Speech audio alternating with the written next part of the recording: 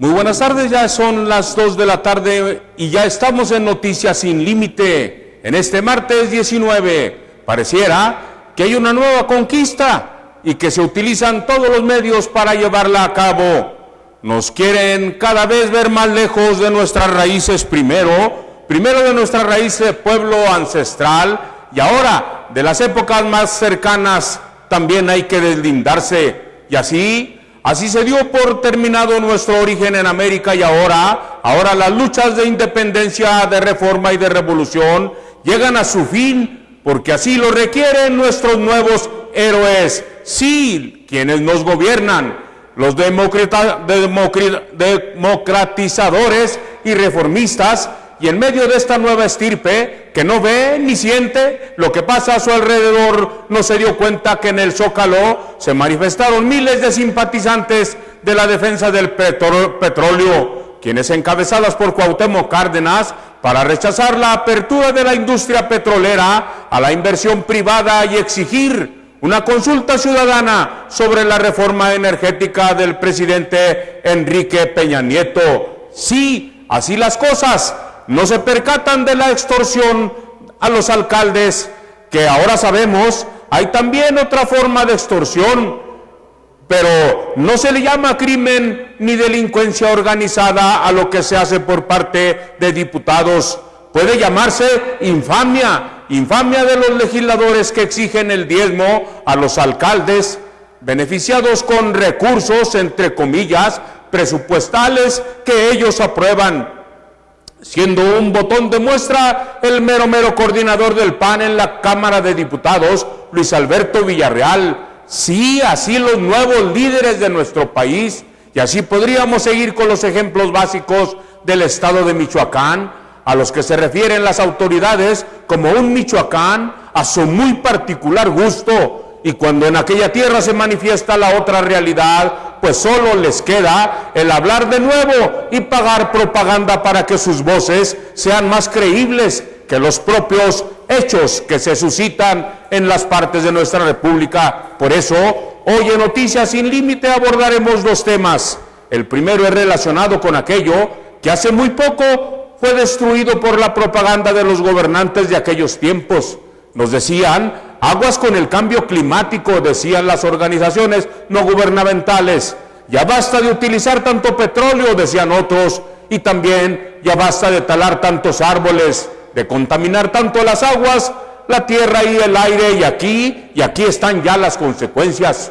Otro tema donde nos dice todas las bondades de la reforma propuesta por el gobierno de Enrique Peña Nieto, pero no se nos platica nunca lo que ellos gastan en una publicidad más que agresiva, en otra contra las voces que sin tanto recurso también suenan en el ambiente nacional. Aguas por lo que pasa en Michoacán, pasa también en otras partes de la República. ¿Será esto cierto? ¿Pasará acá en Durango algo de ello? ¿Pasará en su lugar de residencia? Bueno, pues ya veremos y ya diremos. Mientras tanto, tendremos las noticias de Durango gracias a la redacción de Contacto Hoy, el periódico del milenio, el periódico de nuestra casa. Daremos también el viaje acostumbrado por la prensa nacional y al final tendremos lo más destacado de los medios electrónicos como notas, sí, como notas de última hora. Vámonos al aumento de la temperatura y del nivel del mar, una combinación que se vuelve mortal en forma de huracanes. Así lo dicen las nuevas estadísticas y los nuevos descubridores de cosas que tenemos que apreciar. De acuerdo con un informe de la Organización Mundial de Meteorología, la temperatura de la superficie marina a nivel del mar fue entre enero y febrero la más alta registrada desde 2010. Lo anterior, junto con el aumento del nivel del mar, es una de las consecuencias del cambio climático. Una combinación mortal, dicen algunos.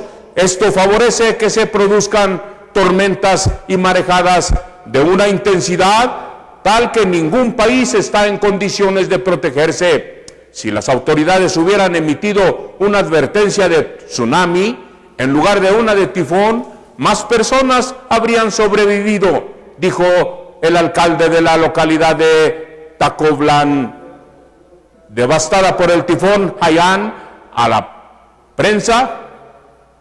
El asunto es fácil de entender. Entonces, la gente no comprendió que un tifón podía producir marejadas con olas equivalentes a las de un tsunami, hasta de 7 metros de altura. Llegaron a tener las olas cuando el tifón Haiyan tocó tierra en Filipinas con vientos de hasta 250 kilómetros por hora. El resto fue historia. Fue la combinación de vientos y olas extremas lo que convirtió en Haiyan en un tifón tan mortífero, dijo Jeremia Langosa, subdirector de la Organización Mundial Meteorológica, quien publicó el Servicio Internacional de Radiodifusión. Sin embargo, incluso después del devastador paso de Haiyan, Langosta, al igual que otros expertos, se resiste a atribuir directamente este tifón al cambio climático. No obstante, la misma organización reconoce que la temperatura de la superficie marina ha presentado un incremento en los últimos años, provocando que suba la temperatura de los océanos y el nivel del mar, con las consecuencias que se vieron hace unos días en el país insular. Así que en la región de Filipinas el nivel del mar aumentó, particularmente de acuerdo con la Organización Mundial. A escala mundial, el aumento promedio cifró entre el 50 y el 2010 de 10 centímetros, mientras que en la zona de las Filipinas el incremento fue de 35 centímetros. Vea usted la distancia, de 10 a 35. Tormentas de este tipo se forman con más facilidad sobre aguas cálidas, dijo Langosa. Sin embargo, este fenómeno ya se había sido contemplado antes en los Estados Unidos con el huracán Sandy, siguiendo las altas temperaturas de las aguas superficiales del mar. Sandy siguió una ruta inusual, y también en Nueva York fueron sobre todo las marejadas las que causaron gran destrucción, igual que en Filipinas, indica el entendido. Por lo tanto, se presume que esta combinación de aguas marinas más cálidas con el alto nivel del mar que provocó el Haiyan haya desarrollado vientos y marejadas tan fuertes. Sin embargo, no se trata de que a partir de ahora solo Filipinas ponga especial cuidado, sino también otras regiones en el mundo, especialmente las más vulnerables a fenómenos climatológicos de este tipo de naturaleza. Así es la prevención, de acuerdo con Salemul y del Centro Internacional de Cambio Climático y Desarrollo de Bangladesh. Una mejor preparación puede reducir perceptiblemente los daños y en especial el número de víctimas fatales. Mire usted, para eso Cook pone como ejemplo, a comienzos de la década de los 70, un ciclón cobró 300,000 vidas en Bangladesh, mientras que uno similar en los años 90 dejó alrededor de 3,000 muertos solamente, ya que 2 millones de personas fueron evacuadas. En su opinión, eso se logra gracias a mejores sistemas de alerta, pero alerta temprana. En otro tema, ¿se ha preguntado usted, alguna autoridad le ha platicado cuánto es el costo en nuestro país de la propaganda que paga el gobierno para convencernos de que sus propuestas de reforma son buenas? Bueno, aquí tenemos el tema y lo abordamos. ¿Cuánto ha costado promover las reformas a Enrique Peña Nieto, gobierno de nuestro país? ¿Cuánto?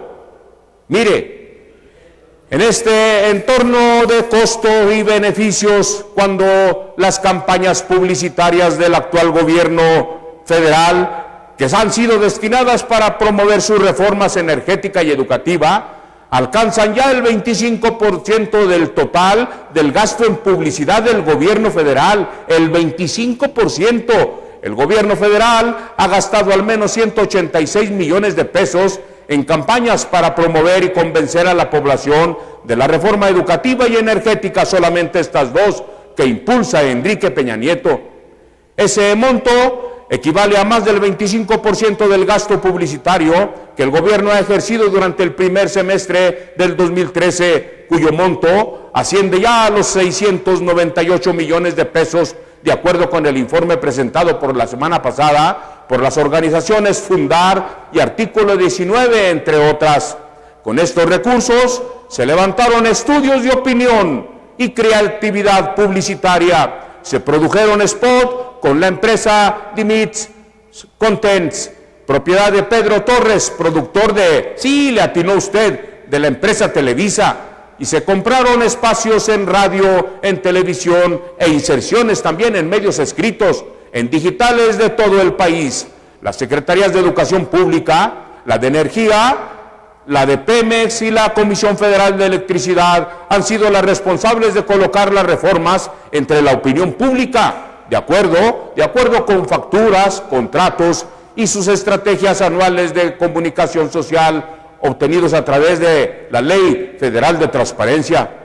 Justine Dupi, investigadora de la organización Fundar y quien coordinó el informe sobre el gasto en publicidad oficial, es contundente en su juicio. Dice, el gobierno de Peña Nieto ejecuta campañas de propaganda para vender sus reformas, no de información, de propaganda. La democracia se construye con debate y con información, no con propaganda. Critica la promoción de reforma energética. El pasado 12 de agosto el presidente Enrique Peña Nieto presentó su iniciativa de reforma energética en la cual plantea abrir el sector la inversión privada. La propuesta fue acompañada de una intensa campaña mediática que inició al día siguiente, pero el plan de difusión en realidad se concibió desde inicios de año. En un febrero, Pemex apartó 103 millones de pesos de su presupuesto anual en comunicación social, es decir, de un total de 255 millones para esta campaña.